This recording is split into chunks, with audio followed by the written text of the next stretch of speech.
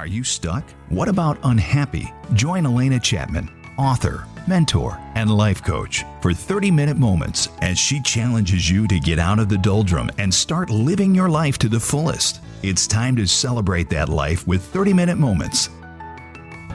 Welcome, everyone, to 30-Minute Moments. We have a new friend of mine, and he is a really cool man. You are going to love him.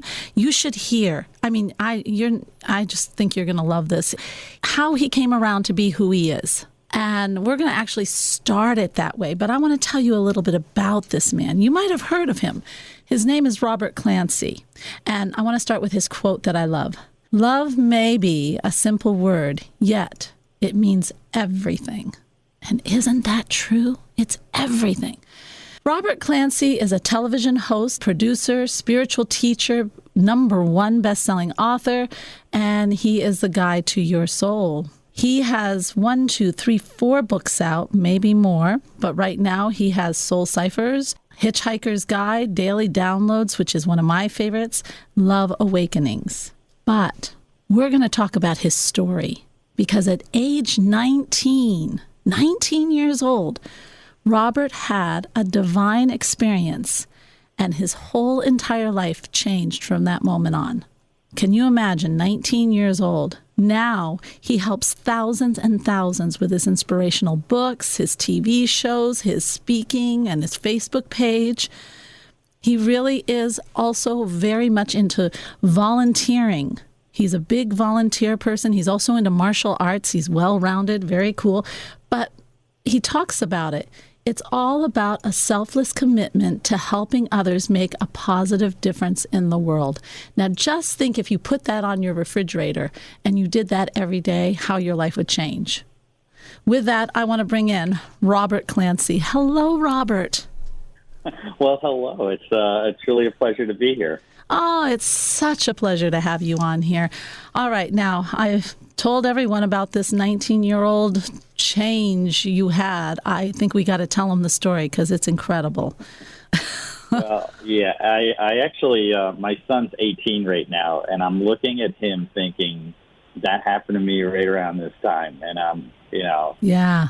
How is he functioning? Because it's now I have a different perspective seeing him at that age and at the same age I was when I had this amazing shift. And so what happened was I was pretty much a straight-A student up to this point. I was going to be a programmer. I actually ended up being a programmer. I'm a ones and zeros guy, so I have extreme logic. I got 100 in a logic course and exam. Wow, That's how 100. I am. That's very logical. Wow. I think my son's logical, but you're more. Everything fell apart. Oh. In like a 2 months, it was less than 2 months. I had some high school friends commit suicide. Oh, my. Other ones I worked with. One of the students that I grew up with, he was at the place where I worked, and he was killed in a car accident. I talked to him hours before this happened, and he was telling me about going up, and they're not going to drink. They're just going to go hang out up in Saratoga, New York, and this horrible accident happened, and he was killed instantly. Wow. And then my mother was having a nervous breakdown. My dad was alcoholic and covering that up, and I found bottles, on the other side of the road when I was dumping some grass over there. And it just all imploded. And then the only thing holding me together was my relationship with my girlfriend. And then I found this extreme betrayal was happening, and that fell apart. That was it. That would be it. Caring. Yeah. I just stopped caring about everything. I was mixing prescription drugs and alcohol. I don't even know why I'm still here. I drank an entire bottle of, I think it was scotch. I'm not even sure. And ate these, like allergy pills, like a whole box of them. Yeah. Oh, wow. And barely functioning. Scary. I hadn't slept in weeks. I was just like letting everything just go. And this waitress in the restaurant I worked in pulled me aside one night, and she said, "Hey, come here. I know what you're doing to yourself, and you need to stop, or you're going to kill yourself." And I denied it for a few minutes, and then she gave me that 50-yard stare that your mother gives you. Yeah. She said, I know what you're doing.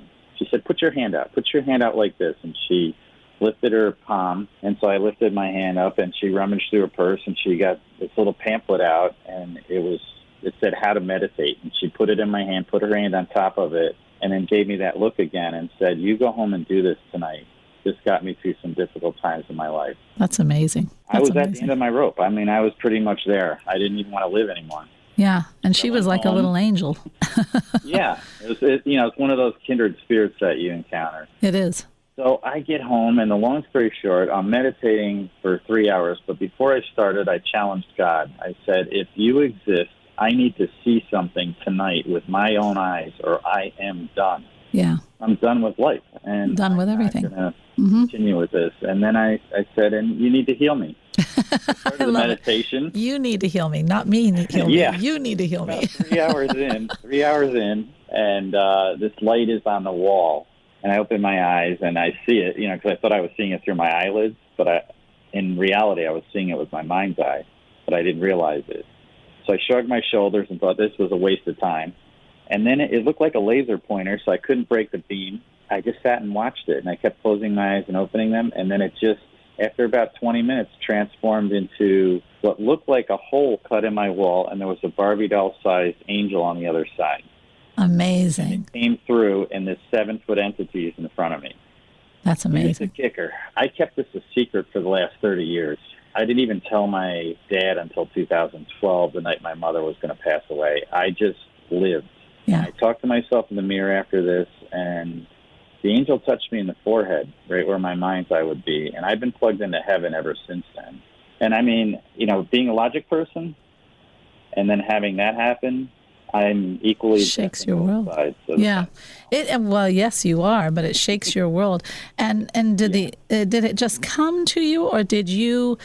I mean, you were looking for answers, or was just that visual enough for you to know that something bigger than yourself exists? Well, when it first appeared, I rubbed my eyes a few times, and I just said, "Oh my God," because I could see it with my eyes open or closed, and you just feel the presence. You just feel this.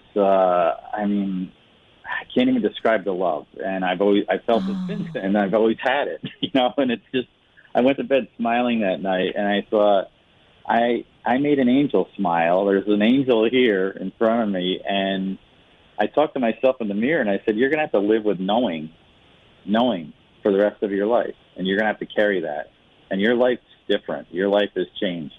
You're never going to be the same. Wow. And I haven't been, and I just, she showed me the power of volunteerism and just giving. The simplest act of kindness creates this incredible light and love in the universe. It's like, and the words that I get, and they come into me every day, but the words are, love is the only other thing that also travels at the speed of light. Now that is cool. It reaches every corner of the darkness in the universe eventually. I believe it does too. And it's just knowing that just a loving thought creates that magic out there, and extending your hand to help someone. And we have, the words are like, when you're mired in the shadows of despair, there's always a higher light source behind any darkness. You just need to turn around to see it. And that means that light creates the darkness. The light is the only thing that is persistent. It's not yin-yang. It's not hot-cold. It's light and dark. Dark does not create the light. The light creates the darkness, and the light is the other thing that defeats it. It's the only thing that defeats it. Yeah. And instantly. The light is love, and that's what holds everything together. And I've had just an incredible journey through just my volunteer work with, I was guided by the angel to inspire youth. And I kind of chuckled when there were no words spoken by the angel. It was all through pictures and thought. But yes. I was talking to myself in the mirror. I'm like, I am a youth. What do you mean I'm going to inspire youth and help them? And right. For the last 30 years, I volunteered with Hugh O'Brien Youth Leadership, and I've inspired hundreds, if not thousands of students have gone through this program over the last 30 years. and I've touched the lives of every single one of them. You know, there is so much. I was in California, and I was actually doing a workshop, and I met she was not that young. I guess she was in her 30s, but she was just in such a horrid place in her mind that she just felt she actually thought she had a curse on her, and because everything wasn't turning out. And just being able to spend time with her and really get her into the right direction, and now helping her, you feel it. You know what I mean? You actually, inside you feel it. It like just opens your heart 100 times more. It's like but you feel like something bigger is going on when you help someone. And it's because there is. There is. We never see the great picture God paints for us because we're always standing on the canvas. We just have to realize that picture is beautiful, and it is that big. And there is something bigger because we're always part of it. Right? And it's giving until your own pain subsides. And it does, because love conquers. Love conquers. We are talking to Robert Clancy, a wonderful, beautiful soul, and we will be right back. You're listening to 30-Minute Moments with Alena Chapman, helping you discover your true purpose on WOWO and at WOWO.com. Robert Clancy, volunteering, love. I mean, we're talking about the whole scoop. And writing a check is nice, but isn't that personal? Just opening your heart to be with that. It's so much more. Am I right? We're meant to connect. Love is the thread that holds the very fabric of the universe together, and we're all connected by it. And when you can reach out and make that connection, you're part of the bigger entity that holds it all together, and that's love. It comes from that. It's the vibration of it that comes from that act of giving. It's humongous. And I'll tell you, yes, all the non-for-profits need money. Of course they do. But roll up your sleeves. You can still write the check, but get out there. And if you can't write the check, get out there and just connect. There's so many people that need your light, And I think, if everybody was filled with love, giving love, wouldn't this world be so totally, totally different? Yeah, and I'm a type AAA personality. I've got so many things going on. Yeah, me too. I look at it this way. Mother Teresa, Leonardo da Vinci, Michelangelo, they all have the same number of hours in a day, and they accomplish something. And volunteerism starts with just sharing your smile. Even if you don't have the time, if you're that busy, you can go out and share your tool that you carry with you every single day, and that's that beautiful smile. Yes.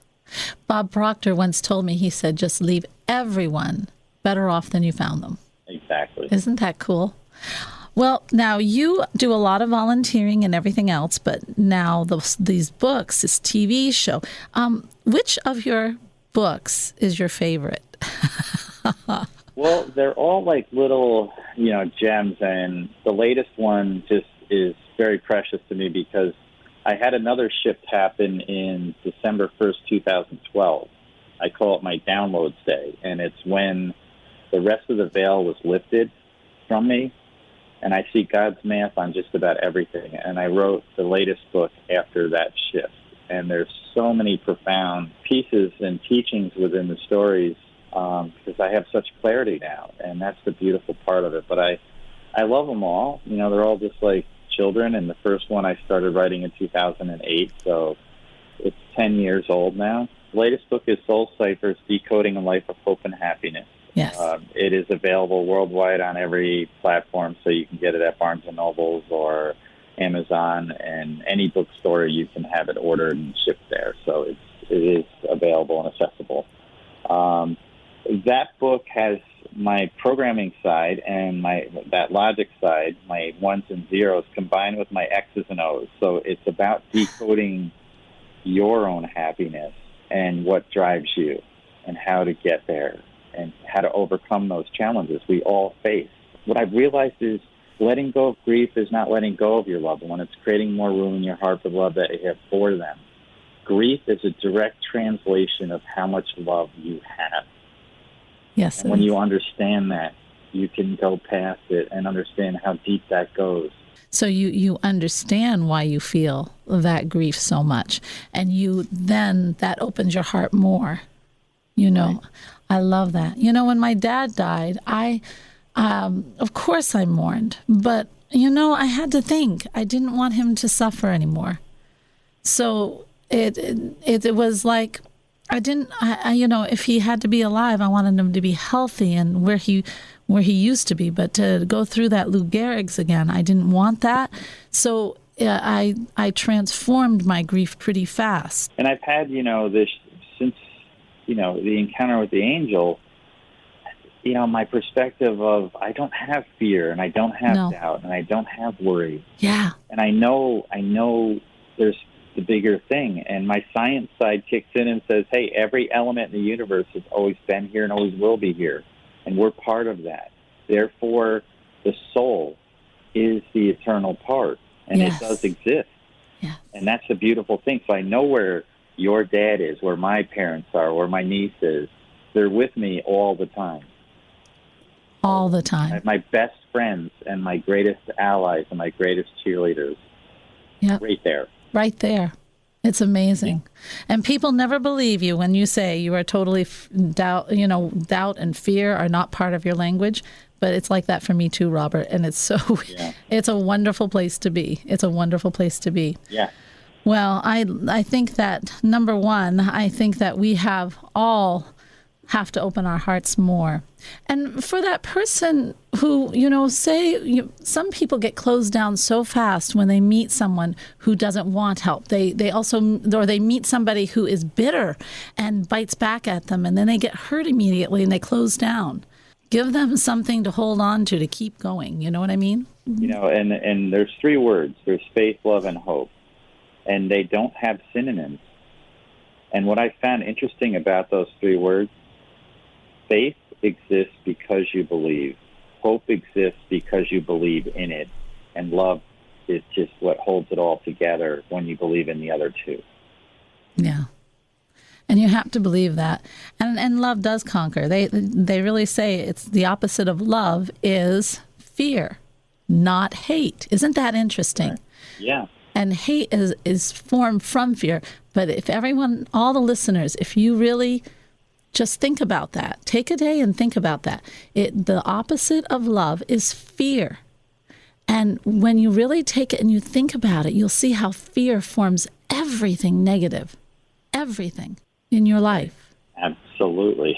Yeah. There is, and I've got some, like the weapon of, why angels always win the battle with the darkness. It's because their weapon of choice is light.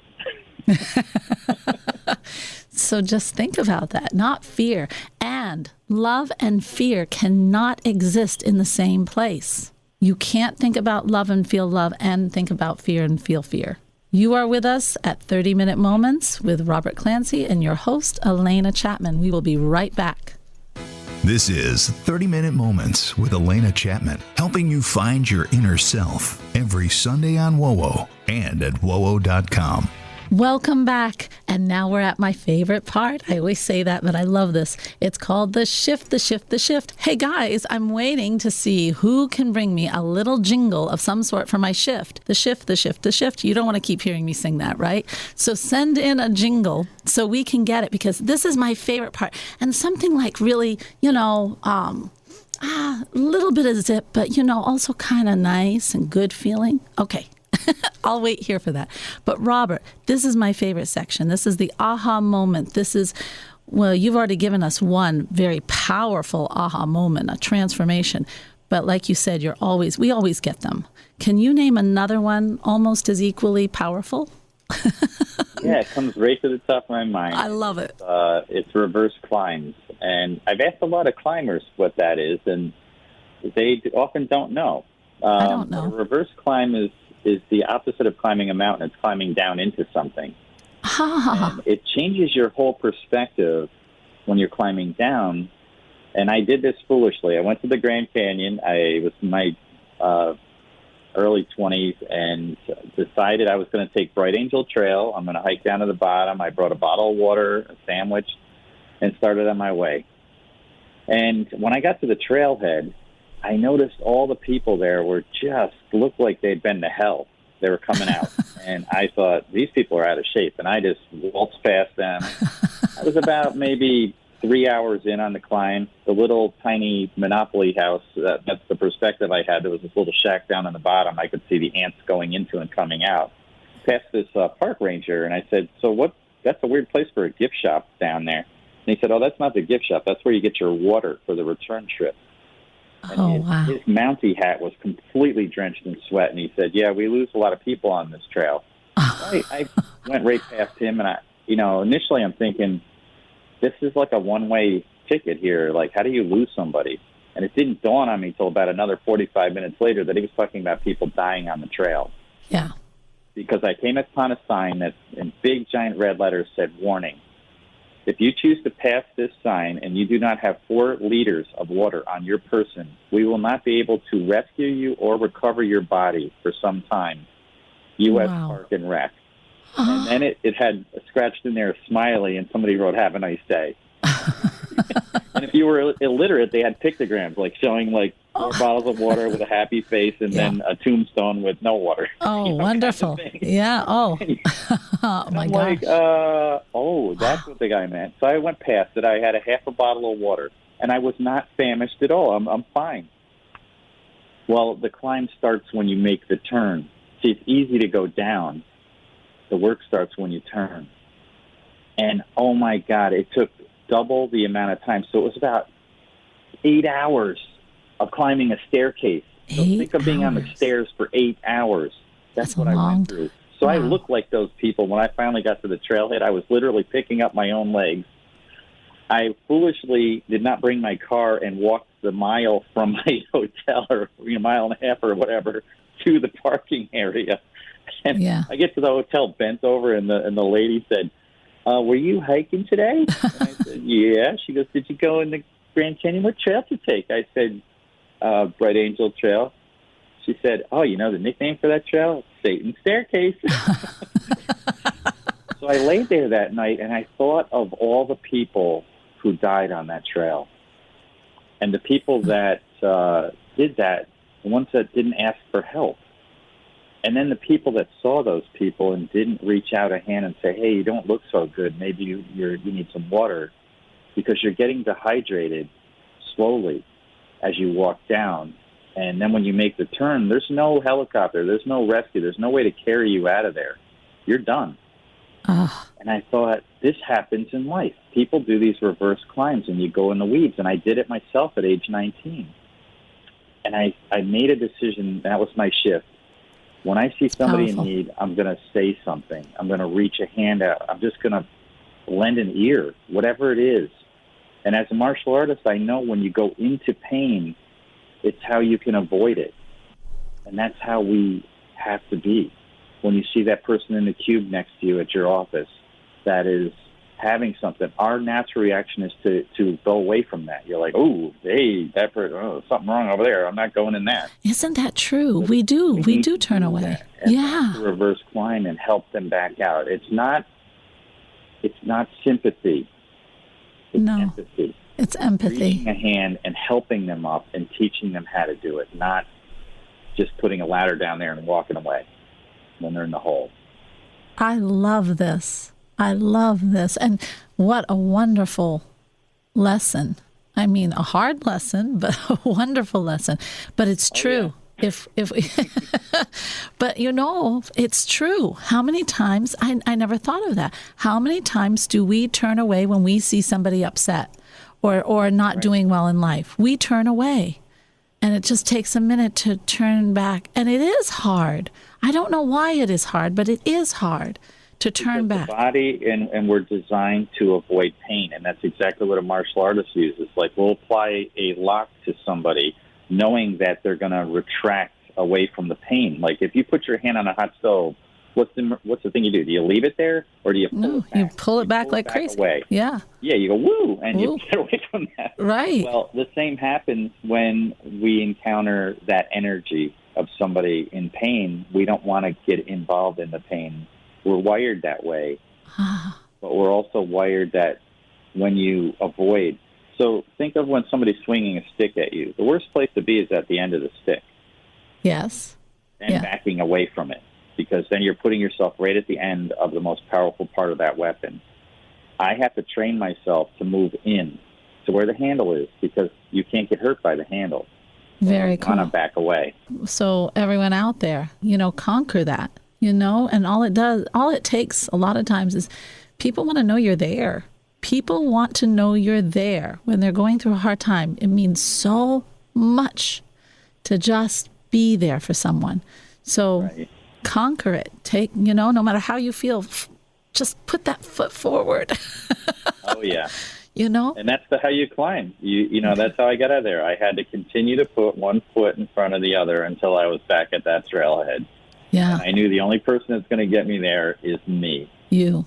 And that's the first person that you need to rely on before you can then bring it to everyone else. It's very true. To have yourself in order before you can experience love in a relationship.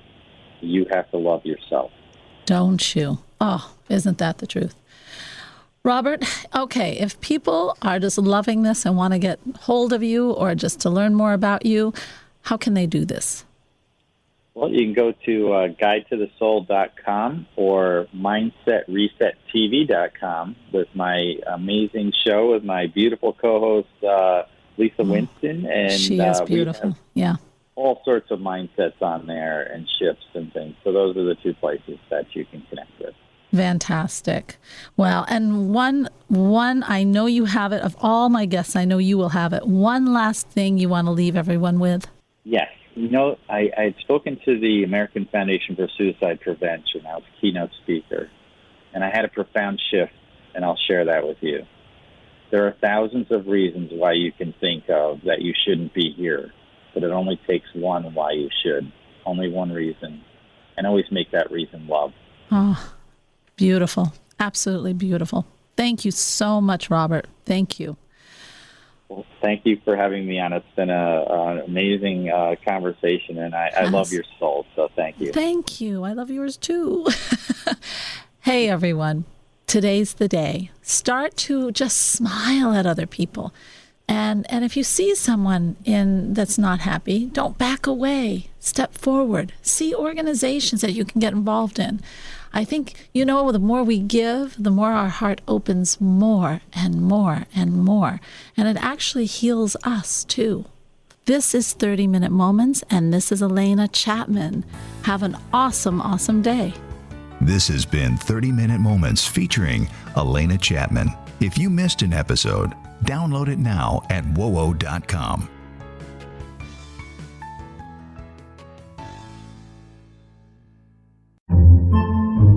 Podcasts by Federated Media.